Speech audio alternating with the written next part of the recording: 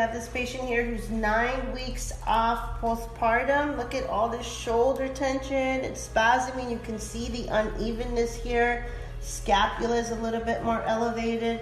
So we're gonna just work this out manually, break up some of that tension.